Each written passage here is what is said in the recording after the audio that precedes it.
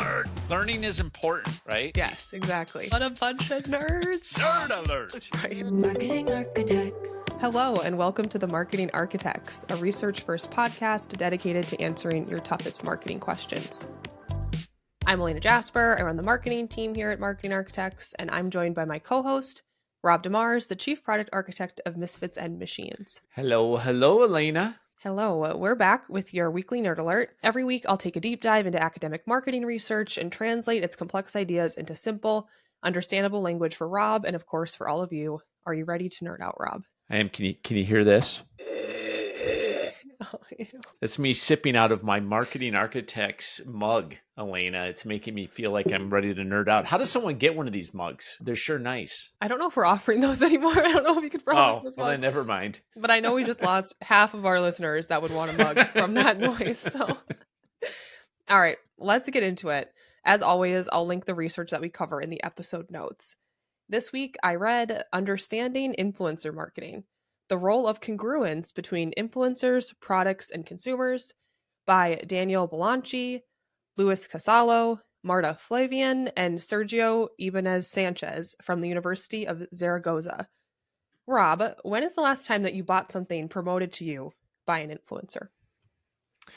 I am not a huge consumer of the TikTok and the Facebook, so I have less exposure to the influencers, but the one that always gets me is Tim Ferriss. I've been following that guy for a good 15 years, and he has this 5-bullet Friday where he's always pushing some kind of gadget that he's found, and he's pretty transparent. Oftentimes they're affiliate links and whatnot, but man, whether it's the latest sleep mask or the Cricket-made protein bar, he just has a way of sucking me in. And I think that's a great example because I'd say I listen to Tim Ferriss's podcast too, and it seems like the products that he promotes really align with his brand and his audience. Definitely. It's a really good fit for him and his show. So for me, I actually bought something recently. I also try not to spend too much time on like Instagram and things like that, but I heard about this new like triathlon running belt on a triathlon podcast. Oh, wow. Yeah, well, it's supposed to be, because one of the problems is when you go on long runs, you want to bring like water and nutrition and your phone, but it's hard to like keep all that stuff on you. Like you're carrying a water bottle, you got gels in your shorts, you got a phone on your arm. So this belt is supposed to hold all of it, but not bounce. Because when you put everything like in a belt, it just bounces around. So I took this belt out and it did not work the way it was advertised. So it actually was a poor product. I was so mad. By the time I got home, it was just bouncing around the whole time. I walked straight to the garbage can, just threw it in the garbage. I was so pissed. I'm like, this belt is... Were you pissed at the influencer that got you to buy it? A little bit, because he really sold that this belt worked. So yeah, I mean, a little bit. So we just gave two examples. Now, my belt, I didn't love it, but the product definitely aligned with the brand. Like, it's a triathlon podcast. This guy's a triathlon coach. Tim Ferriss, he's promoting crickets. That just is totally matches with Tim Ferriss. Absolutely. Or his sleep mask. I've got his sleep mask right here. I love this sleep mask. I got this off of Tim Ferriss. So yes. Yeah, perfect. Again, great thing to do on an audio podcast is Rob holds up one of the products that he bought. I'm sure everyone can imagine what that looked like. All right.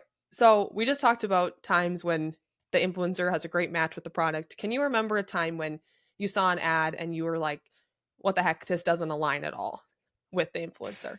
I find such a paradox in the Kardashian ladies. They have obviously such a strong brand, and they seem like they're all about being healthy and beauty and all that stuff. Yet oftentimes you'll see them promoting like weight loss pills or snack products. So I don't know. And then I think the other part of it is they might be representing something like proactive, but at the end of the day, they have like the greatest doctors on the planet and the greatest beauticians at their beck and call. And so does it really feel genuine, the stuff that they're selling? No, that's a great example. I feel like sometimes I see like athletes promoting certain things and you're just immediately like, why is this athlete promoting Reese's Pieces or like, right, or like totally. Coca-Cola or yes. It's like, oh, I don't think this person really is consuming that. But I mean, maybe they are. All right. So today we're going to talk about a study that helps us understand what makes influencer marketing effective. And when you think about influencers, you might think about people on platforms like Instagram. But Rob, I don't mean to steal your Rob history lesson thunder here, but did you know that influencers can be traced all the way back to the 18th century? Oh, wow. Do tell. An English potter and entrepreneur named Josiah Wedgwood leveraged endorsements from prominent figures to sell his ceramics. So this would include what I would call our first official influencer, who was Queen Charlotte. She was the first influencer ever, apparently, Wow. according to my Thank you, research. Queen Charlotte. Yeah, so she would promote his ceramics. And then another classic example that people usually bring up with influencers is Coco Chanel. She used her own persona to help influence fashion and then promote her brand. But going back to the present day and the mission of this research, brands from all industries use influencers to reach and engage their customers. But what makes an influencer campaign successful? Because as we just talked about, there's some that seem like a great fit and others that don't. So this study focused on one key factor of success, which is congruence. Congruence is the alignment between three elements: the influencer, the product they're promoting, and their followers.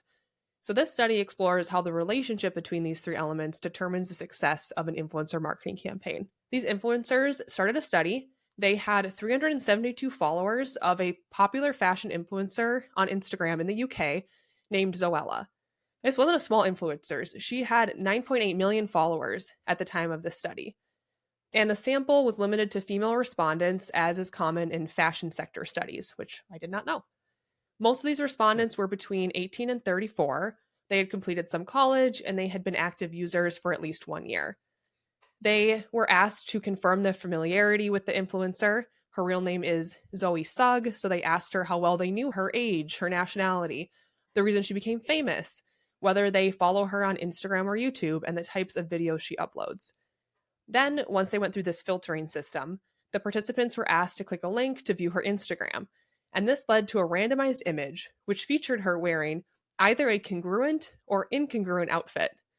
Now, the way that they describe the results is kind of complex, so I would encourage people to go read the study if they're interested, but what they found is higher congruence between Zoe and the product led to higher consumer product congruence, which in turn led to more positive attitudes and behavioral intentions. So when the influencer matched well with the product, consumers felt a stronger connection to the product, which led to more positive attitudes and intentions to buy. And when a follower felt a strong connection with the influencer, they were more likely to trust and value their opinions and recommendations. And when an influencer promotes a product that aligns with their usual content and style, followers perceive the product more favorably. And finally, when followers see a product as a good fit for an influencer, they're more likely to see it as a good fit for themselves. So that led to more favorable attitudes towards the product and higher intentions to purchase it and recommend it. So if you're a marketer and you're looking at an influencer for a partnership, you should start by making sure that your product aligns well with who they are.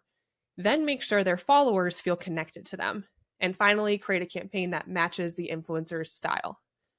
And now for our Rob GPT, think of influencer marketing like matchmaking at a party.